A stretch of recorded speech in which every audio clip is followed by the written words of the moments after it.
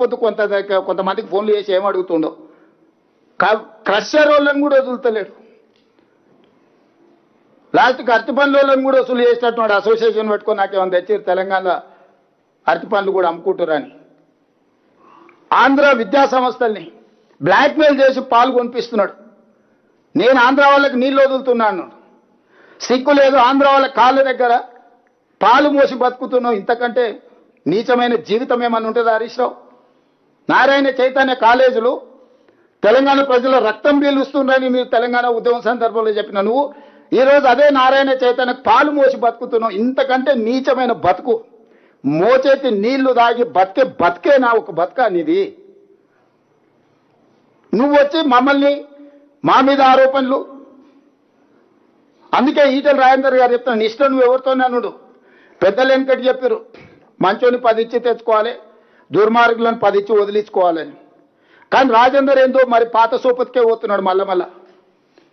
అందుకే రాజేందర్ చెప్తున్నా, మీ కిలాడి కమిటీని తీసుకొని వెళ్ళు, జలశక్తి మినిస్టర్ దగ్గరికి ఎన్డీఎస్ఏ కమిటీ చైర్మన్ విలు. ఎన్డీఎస్ఏకు మేము ప్రాజెక్టు, నేను ఉత్తమ్ కుమార్ రెడ్డి గారిని బట్టి విక్రమార్క గారిని పంపిస్తా. ఎన్డీఎస్ఏకి మేడిగడ్డ అన్నారం సుందీల ప్రాజెక్టులను మేము అప్పచెప్తాం. ఎందుకంటే అది ఒక ప్రభుత్వ సంస్థ, దానికి నైపుణ్యం ఉన్నది, సాంకేతికపరమైన సిబ్బంది ఉన్నారు. వాళ్ళకి అప్పచెప్పడానికి మాకు ఎలాంటి అభ్యంతరం లేదు. ఎందుకంటే వాళ్ళ పర్యవేక్షణలో ఈ ప్రాజెక్టు కడుతున్నాం. మేము ఈ ప్రాజెక్టును పునరుద్ధరిస్తున్నాం.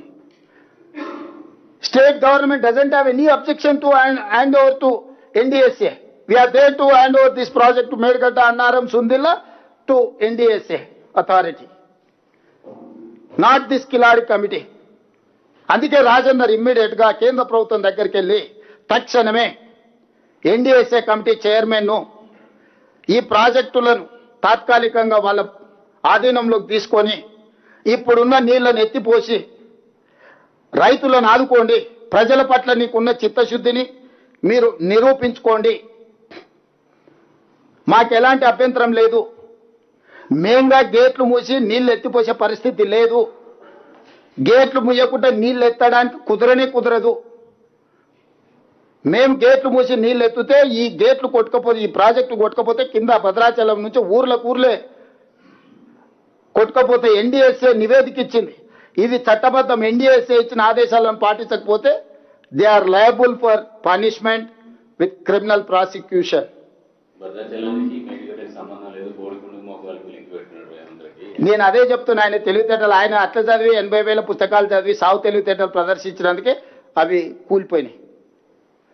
ఈరోజు కాళేశ్వరం కూలేశ్వరం ఎందుకైంది? 1,00,000 కోట్లు ఎందుకు గోదావరిలో కొట్టుకపోయినాయి? ఇవాళ మేడిగడ్డ మొత్తం కొట్టుకపోయింది అనుకో, ఎన్డీఎస్ఏ స్పష్టంగా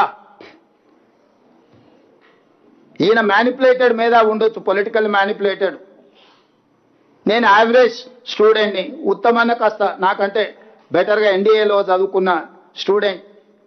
ఈరోజు ఆర్మీ నుంచి ఇతర ఎక్స్పర్ట్స్ని ఈరోజు ఎంగేజ్ చేసినాం మేము.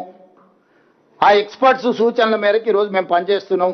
Not only our engineering graduates, we have engaged from army and other experts, different CPWRS నుంచి, రకరకాల కేంద్ర ప్రభుత్వం ఆదేశించిన సంస్థల నుంచి నిపుణులను ఈరోజు నియమించుకొని ఆ నిపుణుల పర్యవేక్షణలో ఈ ప్రాజెక్టులను పునరుద్ధరించడానికి ప్రభుత్వం పనిచేస్తుంది.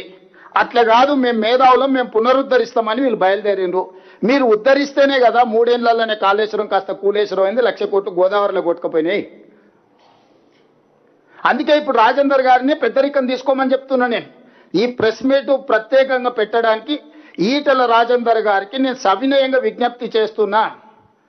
తక్షణమే మీ కిలాడి కమిటీని తీసుకొని జలశక్తి మంత్రి దగ్గరకు పోయి ఎన్డీఎస్ఏ చైర్మన్ పిలిపించి ఉత్తర తెలంగాణకు నీళ్లు అందించాలంటే మేడిగడ్డ అన్నారం సుందిళ్లలో నీళ్లు ఎత్తిపోయాలి. తాత్కాలికంగా నీళ్లు ఎత్తిపోయడానికి పర్యవేక్షించడానికి ఎన్డీఎస్ఏ నిపుణులను తీసుకొని రండి. ఆ నిపుణులకి ప్రాజెక్టుని అందజేయడానికి మాకు ఎలాంటి అభ్యంతరం లేదు. ఆ తర్వాత ఈ నలుగురు ఆ నలుగురు కలిసి కిలాడి కమిటీలో 4, ఎన్డీఎస్ఏ కమిటీలో 4 కూర్చొని 8 మంది కలిసి మంచి చేయండి తెలంగాణకు. మేము కూడా